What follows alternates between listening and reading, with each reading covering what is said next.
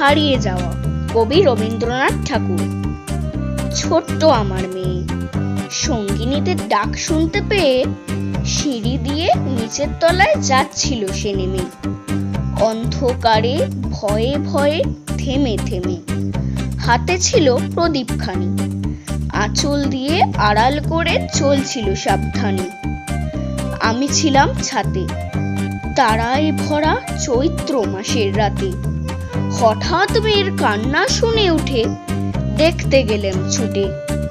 সিঁড়ির মধ্যে যেতে যেতে প্রদীপটা তার নিভে গেছে বাতাসেতে। শুধাই তারে, কি হয়েছে বামি? সে কেঁদে কয় নিচে থেকে, হারিয়ে গেছি আমি তারায় ভরা চৈত্র মাসের রাতে।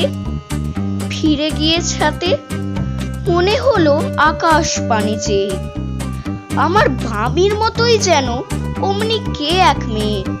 নীলাম্বরের আঁচল খানি ঘিরে দীপশিখাটি বাঁচিয়ে একা চলছে ধীরে ধীরে।